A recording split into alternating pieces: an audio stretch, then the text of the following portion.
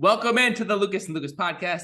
Lucas Frankel alongside Mike Lucas for a post-mortem Yankees edition. Mike, that series against the Astros was just pure torture. There was not a single ounce of excitement the entire series.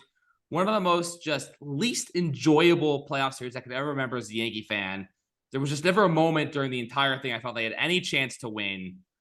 Completely just nothing. Like you told me before the season, the Yankees make the LCS, lose to the Astros. Like, ooh, that's pretty exciting. But man, this was not exciting at all. Just completely horrible in every conceivable way.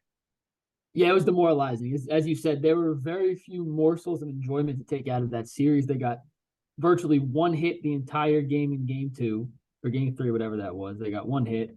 They had two fielding errors with Judge running into Bader, which then led to the Astros coming back, then the inability to send a double play. So then you had these crushing comfort behind victories for the Astros. At the end of the day, I'm not going to make excuses. Houston was the better team top to bottom. This Yankees roster, by the end of the year with all the injuries, you look at the lineups they're throwing out there and the pitching, especially in the bullpen, and these are guys that I expect to be on the Royals rather less the Yankees, frankly.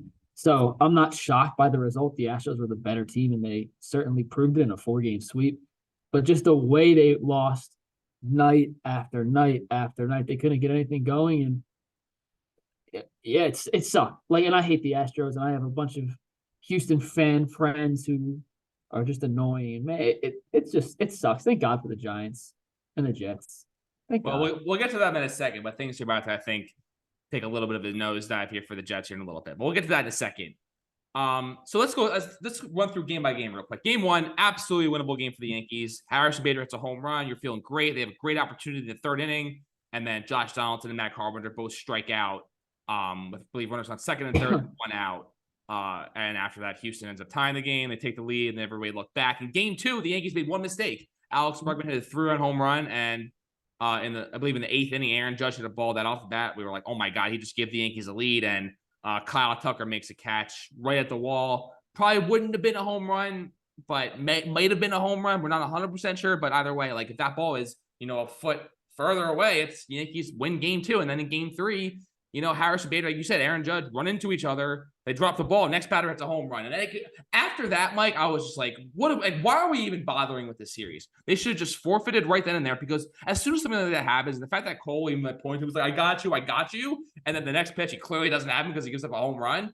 I mean, that just was the epitome of this series for the Yankees. There was absolutely nothing going right. And then in game four, they take a 3-0 lead. And you're like, oh my God. They actually score some runs. They're going to win the game. And then Jeremy Pena's a 3-run home run. The Yankees botch a double play in the seventh inning after retaking the lead after Houston had tied it. It was just so you look at the series as a whole. Game one, winnable game. Game two, they made one mistake, and that it's a winnable game. Game two, winnable. And then if Bader and Judge don't, have that screw up on the fly ball, maybe they win game three. Obviously, the offense never did really anything the whole game, but who knows how that game would have been different if they catch that ball. And then in game four, they had the lead and their defense completely betrayed them. So while it was a sweep and it was not entertaining, it was a winnable series. But when you get into the postseason and the margin for error is so small, I mean, you have to credit Houston, because every time the Yankees made a mistake, the Astros made it absolutely hurt, as excruciatingly horrible as possible. And that's what was sort of the hallmark of those Yankee teams in the 90s was if you made a mistake, those teams pounced. And that's what that separates the good from the great teams. And the Astros, cheating, not cheating, whatever. They own the Yankees, and they make you pay for every single mistake that you make.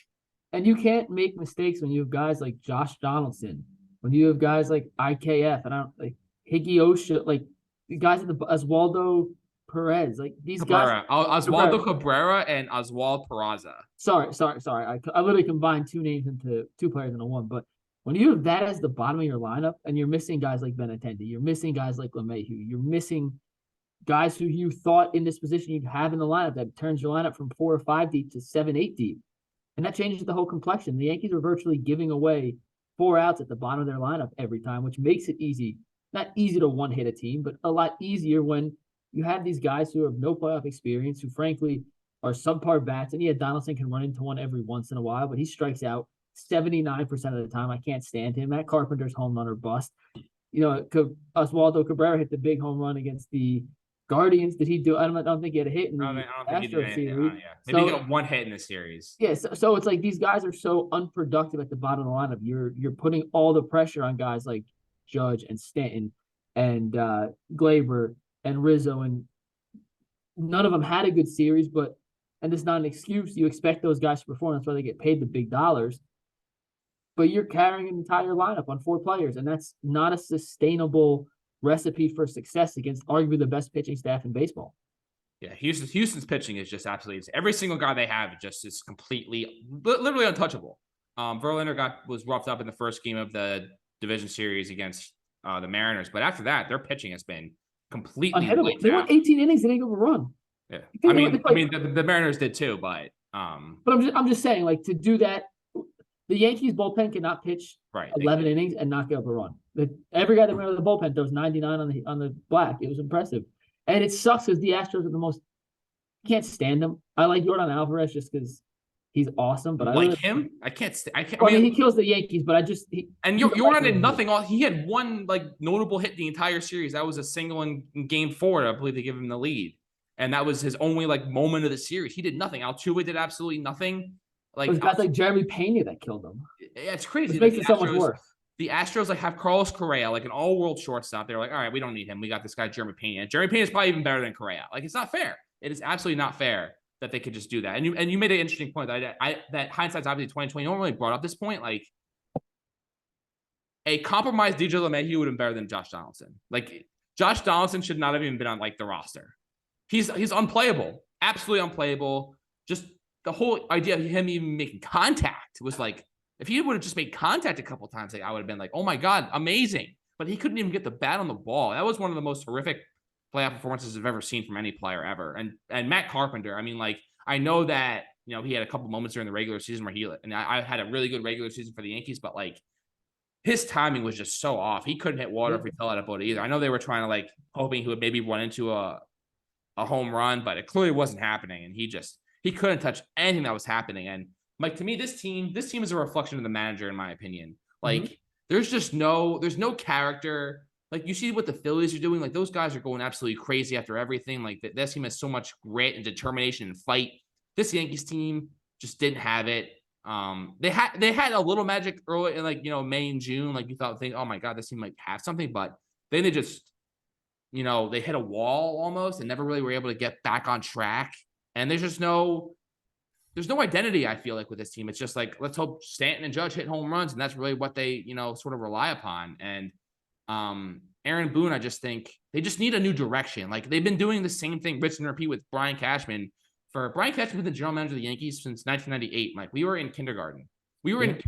And he was the general manager of the Yankees. Now we are 7 years into our professional careers, and he is still the general manager of the New York Yankees. And they need and I ran into Michael Kay in the hallway after Game 3, or towards the latter stages of Game 3, and I was like, "Can you believe what is going on here?" And he was like, "This inexplicable." And they need a whole philosophical change, because whatever is happening right now is not working. They are being outclassed year in and year out by the Houston Astros, and it just can't continue. Yeah, two points real quick, and then I don't know what else to say on the Yankees unless we're going to dive into like who going up to sign. But I agree, Aaron Boone. I would get rid of him. They need a new voice. I think in any sport, at some point, a coach's or a manager's voice goes in the air and out the other, and they don't, whether he's a good coach or not. Like, we've seen it with Joe Madden in different places. Like, you can be a great manager and you just get tuned out at some point. Eventually, the players need someone new to rally behind. And secondly, we talk about that lineup, Frankel. If Harrison Bader isn't Harrison Bader, they don't beat the Guardians. Like, the Yankees needed a historic postseason performance from Harrison Bader to be able to even get past the ALDS, because the bottom of the lineup was so bad. Like, that's how desperate they were for some pop in the lineup and someone who can make contact. And if the Yankees are relying on Harrison Bader next season to be their 4 or 5 hitter, 2, 3, 4, 5, like somewhere in that range, then we're going to be a rinse and repeat team this year. We might win some games just because Judge is phenomenal if he resigns. Stanton, they got guys, but top to bottom, this lineup is just not good. And I even said it when we went to the Guardians game, Yankees-Guardians in July. The bottom of this lineup sucks. And yeah, it was because of injuries, and I know that's part of baseball. I'm not making excuses. Every team has to deal with it. But they need more depth, because the guys they were bringing up to replace their starters are not, at this moment in time, MLB caliber guys, and they're damn sure not guys who are going to hit the best pitching staff in baseball in the playoffs. It happened last year. It happened the year before. It happened the year before, and it certainly reared its ugly head again this year. I mean, I didn't think the Yankees were going to make the playoffs before the season. I thought they were going to finish third or fourth in the division. So the fact they even won the division and made it this far was like surprised me. Obviously, when you saw that they were on pace, with the 1998 Yankees going into July, you're like, all right, this team might obviously have something, but then they reverted back to where I thought they would be, and they never were able to get back on track. So there needs to be changes. Like Isaiah Kiner cannot be on this team next season. Josh Donaldson cannot be on this team next season. They need as great as Jose Trevino was for the first couple months of the season, like they need a catcher. They need a guy that you can put behind home plate that is just a rock, and you just know that he's going to bring it game in and game out. Gary Sanchez had the potential to be that guy, but has proved, including this past season with the Twins, he's not that guy. Aaron Hicks cannot be on this team. Matt Carpenter's probably never going to play again. Hopefully they bring back Anthony Rizzo. I really like just everything he is about, and hopefully they can come to a resolution with Judge, because you just can't let a guy like that slip away. And they just need to get more blue chip players on this team that are just grinders and can bring some sort of, attitude to this team. They need more like guys like Rizzo to come to the fold here. But let's move on to the World Series. I mean, the Phillies are the first third place team in the history of baseball to make it to the World Series. They finished in third place in their division. They made the playoffs by one game, and any other year before this year, they wouldn't even made the playoffs because they expanded the playoffs. And then they score 6 runs in the ninth inning of the first wild card game against the Cardinals, and end up sweeping the Cardinals. They end up beating the Braves in 4 games, and now they just beat the Padres in 5 games. Now they're in the World Series. But my big fear with the Phillies is this is a team that does not have a lot of World Series experience. David Robertson, their back end bullpen guy who won a World Series in 2009 with the Yankees, is probably the most experienced playoff guy. Bryce Harper doesn't really have that much experience in the playoffs.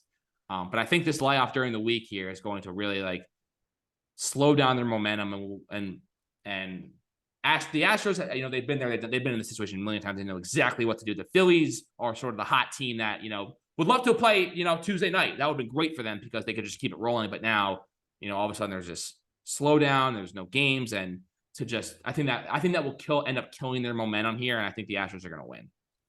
Yeah, I think the Astros win too. I think top to bottom, they're a better team. I thought it was them and the Dodgers. Houston and LA were the 2 best, most talented rosters all season long. We saw the Dodgers bow out early to the Padres in the ALDS, but it wouldn't shock me.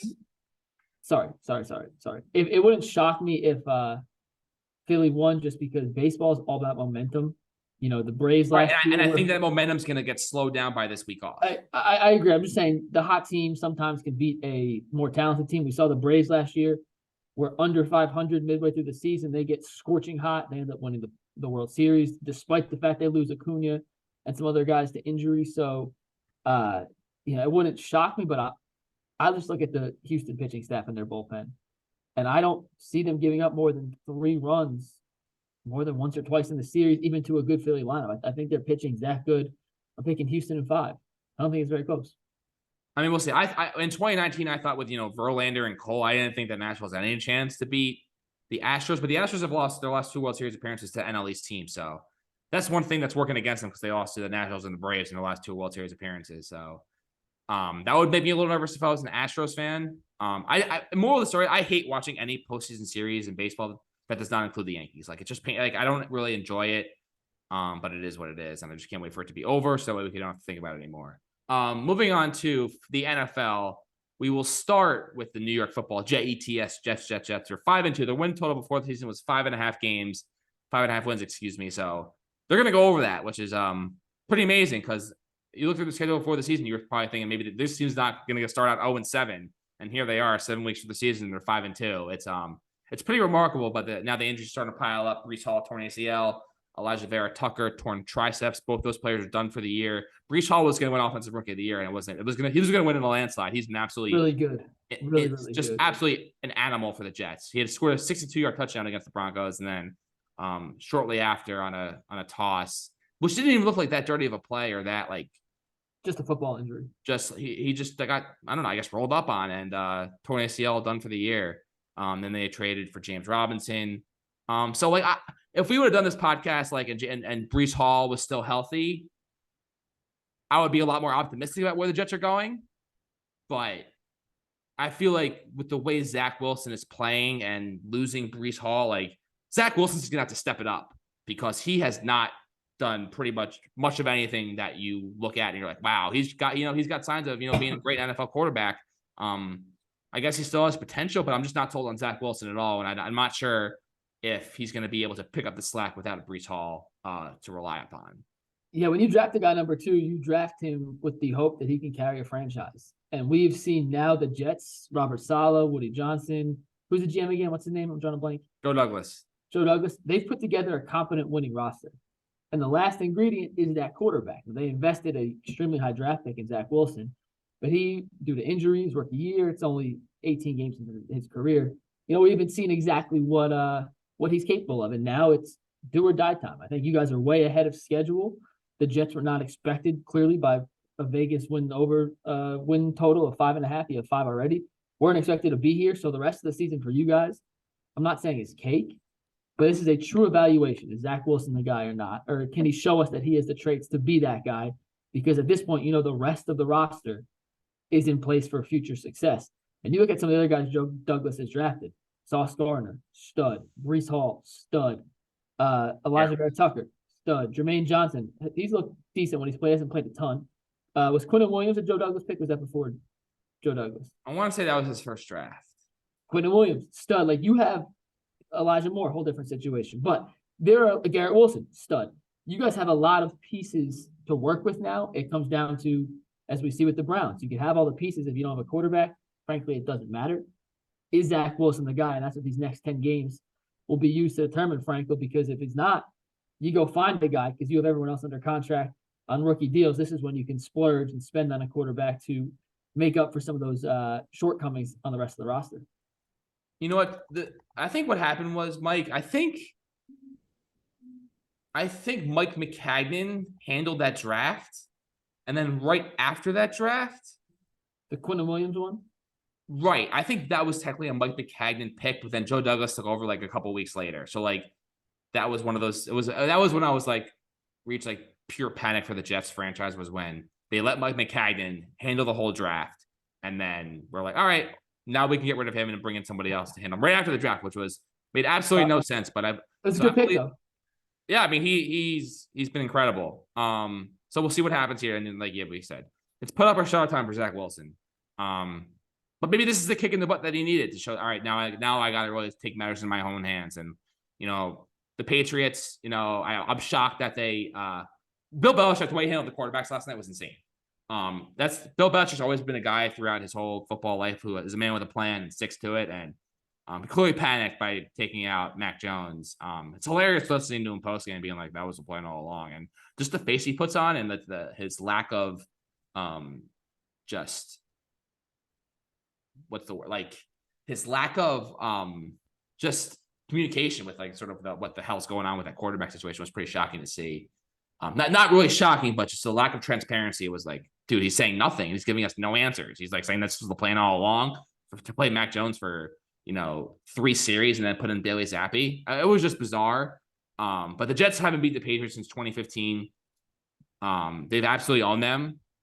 So we'll see what happens on Sunday. Maybe this will be the first time, since the Eric Decker game-winning TD in overtime that they finally beat the Patriots. But this is their best chance. They're only up like 1.5 point underdogs at the last check. So be pretty amazing to see if the Jets finally beat the Patriots. What a concept.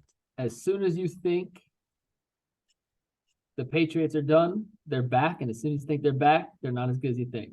But this is the most vulnerable. I think this is the most vulnerable the Patriots have ever have been since, they've had Brady. I mean, they have gotten rid of Brady by far.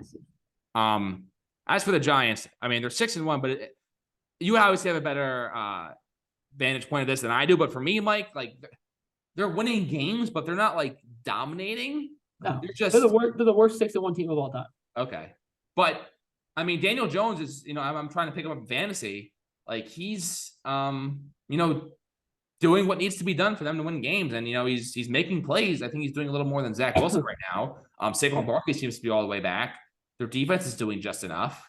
I guess the question is how sustainable is this?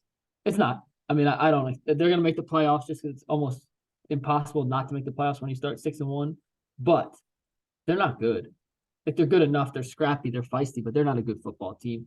It speaks to Brian Daboll and the buy-in he's gotten from these guys. You watch any game, they just play harder than you. They play harder than you. They don't give up. It sounds so cliche, so stupid, so cachet coach speak, but they play to every whistle. All 11 guys hustle every play. And the biggest difference between this Giants team and previous Giants teams, they're not making mistakes to shoot themselves in the foot. Daniel Jones had been a turnover machine the first 3 years of his career. This year, he's taking care of the ball. He's protected the ball. He's using his legs more. He's not forcing it into double, triple coverage if the first option is not there. Secondly, it helps when your offensive line is finally relatively competent. Andrew Thomas on the left side, we thought was terrible his rookie year, has turned into arguably the best left tackle in all of football right now. He's unbelievable. Evan Neal on the right side has looked like a home run pick. I know he sprained his knee last week, but he's looked really competent as a rookie. And the interior of the line is not at the same level as the two tackles, but it's at least NFL average. It's not great, but for the last 4 or 5 years, they've been terrible and they haven't been able to do anything. So now Saquon isn't getting hit in the backfield, so he's able to showcase what he does best, which is get into the open space, find the green grass, and make dudes miss. Daniel Jones, if his reads aren't there, he's just taking off and running. He had over 100 rushing yards against Jacksonville. And Brian Daboll has got these guys to buy in. Defensively, they just play sound football. They tackle. They don't go with the big play. They say, if you're going to score, you're going to go 14, 15 yards against us. We're going to hope you have a penalty or make a mistake. Wink Martindale's completely changed the creativity from that side. And I'll just say as a Giants fan, like, I'm not drinking the Kool-Aid. I think Brian Daboll's done an awesome job. I don't think they're very good. Like, if I could bet odds right now, the Giants against them in the playoffs, I would bet against them in the playoffs, whoever they play. But it's fun to see a team that actually gives a rat's ass, Frank. And under Joe Judge and Pat Sherman the last 4 years, after the first 2 weeks of the season, the team had already quit on them. And now to see them be as energized and as locked in and as focused, doing what Daboll asked them to do, and he's a mad scientist, man. He's got balls of steel. It's been fun to watch, and that's the most enjoyable part for me, is I'm now watching a football team that cares as much as I do. So, and I guess it's one of the things with the Jets is like, you just want to build that. You got to restart the culture and sort of build an expectation that you're going to go out there every Sunday with if not to win, but a great chance to win. And I think that's been the biggest positive from both teams. But looking at the Giants schedule, Mike, they're 3-point underdogs against the Seahawks, but that's a winnable game. Like, Geno Smith has been great, and maybe he'll keep this up all year, but you'd have to think at some point there'll be some sort of a regression to the mean. I don't think he's gonna be like the best statistical quarterback of the NFL, but we'll see that's gonna be a very interesting test against the Seahawks. But it's winnable. We'll put it at winnable. Yeah. So then they have the Texans win, Lions win at Dallas on Thanksgiving. I believe this is since my conscious memory as a sports fan, I don't remember the Giants ever playing the Cowboys on Thanksgiving. I didn't know they played on Thanksgiving. I didn't know they played the Cowboys on Thanksgiving. I can guarantee you that's never happened before. It's definitely happened. Well, like in our lifetimes. Yeah. I mean, I'll have to look it up, but all right. So if we're looking at potential questionable losses or potential places to lose, Seattle could be a place where you lose. At Dallas on Thanksgiving could be a loss. So that's 2 losses. And then you have Philly twice. All right. So, and then who knows, maybe week 18 won't matter for them, but 2 games against Washington, those are both wins. At Minnesota's tough. And then home against the Colts. So 1, 2, 3, 4. They can finish 11-6, man. I mean, yeah, it's crazy the fact that Giants can win 11 or 12 games this year. I mean, that thought is just almost inconceivable. One more thing, Frank. Coaching in football matters more than it does in any other sport. The Cleveland Browns roster is so much more talented than the Giants, top to bottom.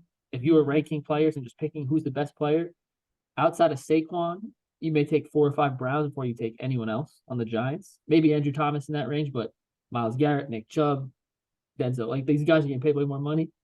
Their coach stinks. They're 2-5. The Giants roster is terrible. The Jets roster isn't as good as the Browns, and the Giants are 6-1. The Browns are 5-2, and coaching matters. That's the end of the day. At the end of the day, Browns are 2-5. The Browns are 2-5. We're saying the Jets are 5-2. The Giants are 6-1. The Browns are 2-5. All right, couple more quick hitters before we go. So I know you got to go. The Tampa Bay Buccaneers. I mean, things just keep going from bad for us. They lost 21-3 to the Carolina Panthers. Like, if I was in a Survivor pool and I'm not, my pick this past week would have been the Buccaneers. I mean, the Panthers, they just traded away McCaffrey. They just traded away Robbie Anderson. They got a new coach, and they beat the Buccaneers by 18 points. I mean, absolutely inconceivable. Part of me almost believes there's a conspiracy out there that Tom Brady is going to end up back with the Patriots, because clearly they don't believe in Mac Jones or Bailey Zappi, and if Brady's not going to be happy in Tampa, he's got the willpower to will himself back to the Patriots. And why not? Because the Patriots, they have a great rushing attack. They got a great defense. And, who knows about how great the receivers are, but clearly whatever's going on in Tampa right now is not working. If we woke up here in a week or in a few days and Brady was traded back to the Patriots, I wouldn't be absolutely mind blown. I don't expect it to happen, but like whatever's going on in Tampa right now is just not good. And or Brady will this is going to come to head at some point. This isn't going to continue all year. If Brady either retired or got traded to the Patriots before Thanksgiving, it wouldn't shock me. I'd be more surprised if he's traded than I would be if he retired. He's playing terrible. He's playing terrible. Either way. Well, he's actually, real quick, he hasn't been terrible. The Buccaneers have been terrible as a whole. So. And last thing, the Green Bay Packers. Obviously losing, they should have never gotten rid of Devontae Adams. But man, I wasn't expecting this. Yeah. Here's my 2 cents on the Packers, Frank. And I think it comes down very simply to this. Aaron Rodgers is still good. Still really good. And you watch him, they played the Jets. I didn't see that game. They played the Giants. He looked really good at stretches during that game. They have no one that can get open. Aaron Rodgers is having to throw balls into windows the size of this little circle. And his margin for error is so minuscule that even as great as he is, there's nothing he can do. And at some point, a great quarterback can make average receivers good enough, but you can't get them open. You know what I mean? And they need somebody to be able to create some space so he can attack down the field. Right now, they're just throwing bubble screen time after. It's like a bad college offense right now. And I'm glad the Giants beat them, but it is sad to see the demise of like some great quarterback. Like Russell Wilson's been terrible. Russell Wilson is finished. Rodgers has not been good. Like these quarterbacks have fallen off a cliff quick. And I'm curious if it's defense adjusting to them after so many years, or if it's just they're kind of losing it. But the fact is, and there's a chance they might lose. They might lose to the Bills 38-3. Like that is going to be ugly in Buffalo this week. Just a horrible matchup for the Packers. They're 11-point underdogs, right? Somewhere in the 10.5 range, but yeah, double digits for the first time in Rodgers' career. I think Buffalo covers. Yeah, I mean, especially with Allen Lazard's hurt and like Romeo Dobbs is sort of falling out of favor with him. Like who's going to make who do you? I mean, and nobody, literally nobody. But Buffalo's front seven is good enough to take away Aaron Jones and AJ Dillon. Like who on the Packers is going to be able to keep up with Josh Allen, Stephon Diggs, and Gabe Davis and all those offensive weapons in Buffalo? Like I just don't see how the Packers can even put up a fight in that game. Do you want to hear my best bet I've ever made, and we'll run out on this? After the Buccaneers lost to who they play 2 weeks ago? Before they played the Panthers. Yeah, the Steelers. When they lost the Steelers, right? Yeah, they lost the Steelers. I was looking at placing my bets, and I saw the Thursday night game this week. The Ravens were 6-point underdogs going to that game. So I bet a couple of units on the Ravens +6. They are now 3-point favorites this Thursday night. So I got 9-point difference. Wait. So you made that bet a couple weeks ago? A week and a half ago. Wow. And that line swung that much? Well, then they ended up losing to the Steelers, and they ended up losing to the I wouldn't pat yourself on the back so fast. Like this could be a get right game for Tampa. It could. I'm just saying the smart money. So it's not the best bet. I thought you were going to tell me a bet that you won. Like why would you do that to yourself? Well, because we're going to see. I'm going to be really happy on Friday or really upset. We'll find out. We'll come back. We'll talk about it next time. Though, Frank, I got to run. That will do it. See ya.